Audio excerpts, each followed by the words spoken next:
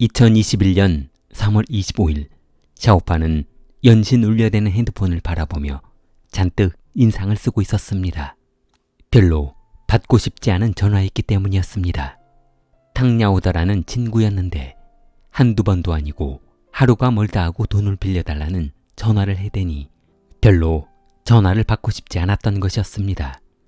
그러나 이전 같으면 몇 번 울리다 끊어질 전화가 수차례 다시 걸려오자 샤오파는 어쩔 수 없이 받았습니다. 아이 도대체 왜 또 전화했는데? 더 이상 빌려줄 돈도 없다고. 샤오파는 전화를 받자마자 대뜸 소리를 지르며 전화를 끊으려 했습니다. 그러나 탕야오더는 다급한 듯 샤오판의 말을 자르며 에이, 그러지 말고 부탁 한 번만 들어주라. 애 데리고 고향집에 좀 갔다 와야 한단 말이야. 네 조카가 이렇게 고통스러워하는데 이거 소원 하나 못 들어주냐? 친구가 딸 문제로 부탁을 해오니 샤오파는 더 이상 핑계를 댈 수 없었습니다. 하지만 매번 거짓말로 돈 부탁을 해오던 터라 탕야오더의 신용은 바닥을 치고 있었습니다. 야야야 됐어. 네가 이런 식으로 사기친 게 뭐 한두 번이냐? 아, 이번에는 딱 50만 원만 빌려줘. 어? 딱 50만 원. 못 믿겠으면 우리 집으로 와. 내가 신용카드랑 통장 너한테 다 맡기고 갔다 올게. 샤오파는 친구에게 소액을 빌려주고 약간의 사례금을 받는 재미로 친구에게 돈을 빌려주고 있었던 터라 마지못한 척하며 친구 샤오주와 덩샤오도의 집으로 출발했습니다. 탕야오도의 집에 도착한 샤오파는 돈을 건네며 신분증과 신용카드 통장이 담긴 봉투를 건네받았습니다.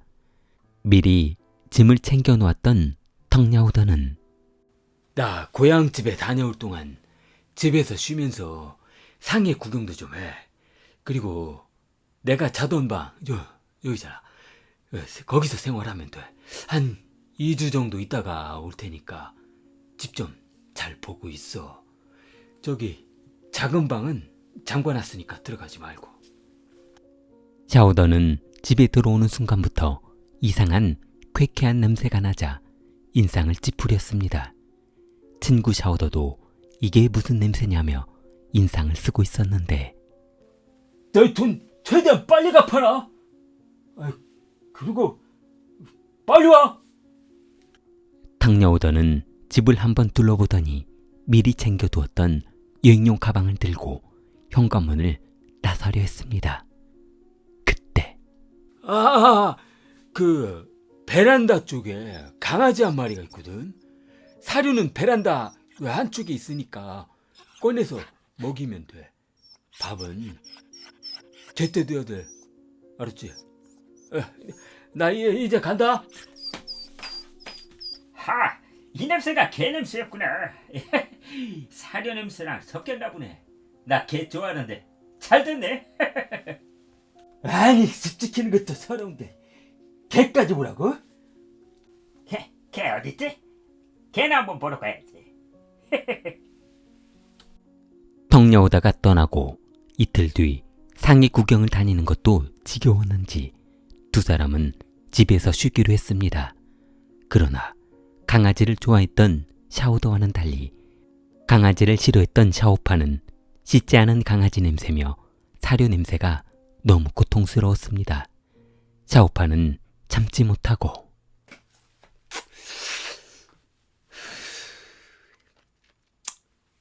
샤오파는 강아지 냄새를 없애려 집안에서 담배를 쉬지 않고 피워댔습니다. 하지만 냄새는 쉽사리 없어지지 않았고 집안이 담배 연기로 뿌옇게 변해 있자 샤오주는 참을 수 없었습니다. 샤오판의 담배를 숨겨버렸습니다.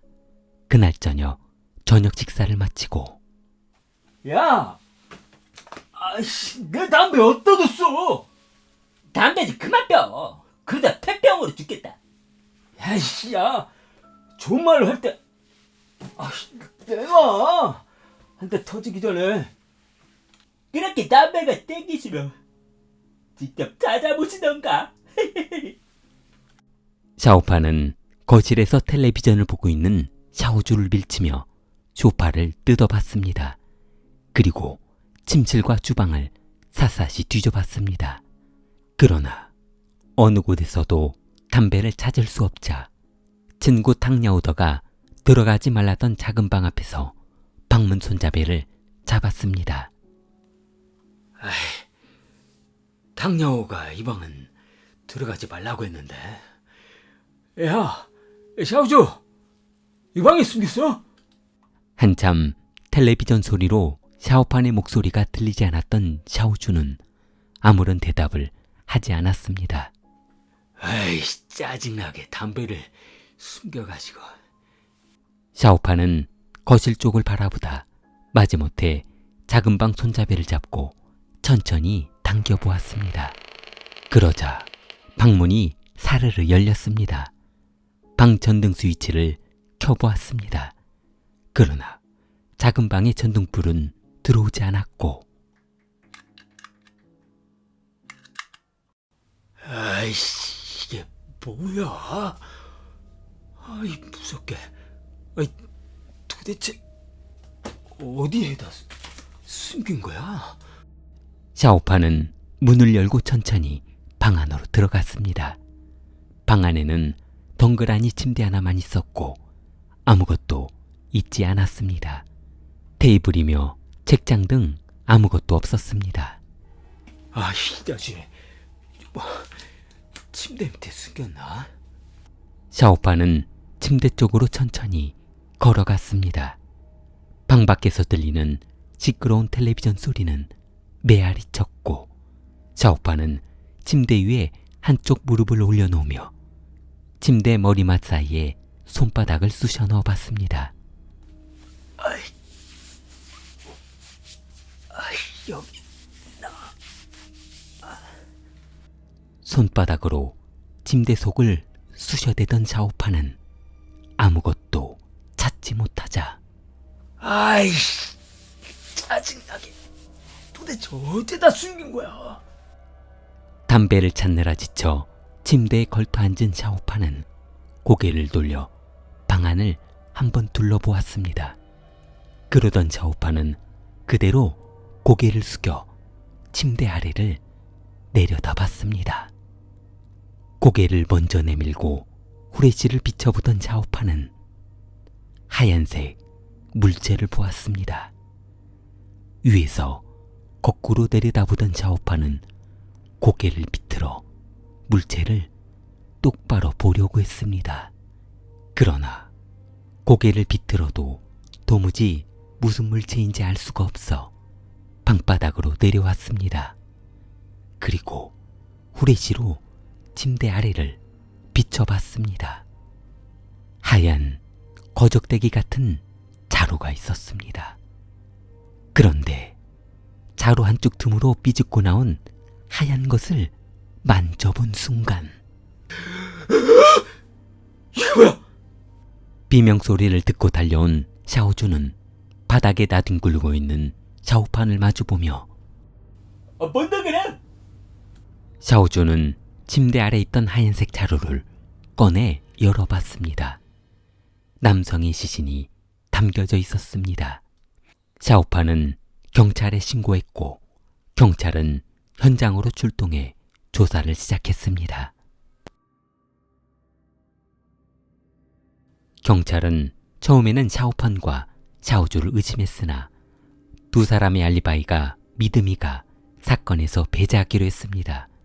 경찰은 집주인 탕샤오더를 소환해 조사하기로 했습니다. 고향집에 내려가 있던 탕샤오더는 경찰서 조사실에서 조사를 받으며 모든 사실을 털어놓았습니다. 2020년 5월 텅야오더는 딸의 생일 잔치로 친구들과 지인들을 모두 초대했습니다. 생일 잔치에 초대된 사람 중 큰아버지도 참석을 했는데 얼마 전 딸과 손주들이 모두 사망하는 큰 사고를 당하고 말았습니다. 더 이상 세상 살 낙이 없었던 큰아버지는 어차피 살 날이 얼마 남지 않았다며 죽은 딸을 잊지 못해 텅야오더의 딸을 수양딸로 삼았으면 한다고 했습니다. 탕야오더가 이 부탁을 들어준다면 상해에 있는 딸이 살고 있던 집을 수양딸에게 유산으로 넘겨주겠다고 했습니다. 그 집의 명의는 큰아버지 앞으로 되어 있었기 때문에 수양딸 앞으로 물려주는 것이 그리 어려운 문제는 아니었습니다. 텅야오더는 큰아버지의 부탁을 마다할 리 없었습니다. 큰아버지 소유의 상해 아파트는 수억에 달할 정도로 고가였기 때문이었습니다. 그러나 한 가지 문제는 상해 아파트에는 현재 큰아버지의 딸의 남편, 사위가 거주하고 있는 것이 문제였습니다.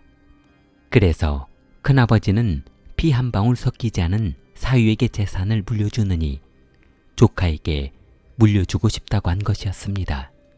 그런데 큰아버지는 살고 있는 사위를 막무가내로 쫓아내기도 그렇고 거액의 돈을 주기도 원하지 않았습니다.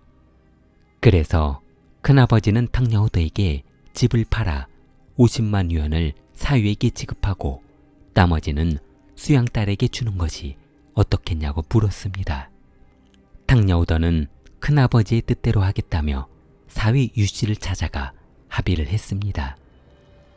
유씨는 50만 위안으로 시골에 집을 사서 떠나기로 마음먹으며 돈이 마련되는 대로 연락을 주라고 했습니다. 그러나 집을 팔고 거액이 들어온 사치가 심한 텅야오더는 큰 돈을 손에 쥐자 생각이 바뀌었습니다. 매각한 돈을 받자마자 고급 외제차를 뽑았고 친구들을 모아 최고급 술집에서 흥청망청 돈을 쓰고 도박으로 몇 푼 남지 않았던 돈을 탕진하게 된 것이었습니다. 연락 오기를 한참을 기다리던 유씨는 더 이상 기다리지 못하고 텅야오더에게 전화를 하게 되었는데 그 많은 돈을 탕진하고 유씨에게 지급할 돈이 없었던 텅야오더는 이 문제로 전전긍긍하고 있었습니다. 그때 유씨로부터 전화가 왔습니다. 약속한 지가 언젠데 아직까지 돈을 안 주시는 겁니까? 혹시 저한테 돈 주기 싫어서 이러시는 건 아니죠? 어차피 아버님이 계약서에 써주신 게 있으니까 만약 이번 주까지 돈 안 주시면 법적으로 처리하겠습니다. 잠깐만요. 그러지 말고 우리 한번 만나서 이야기 좀 합시다.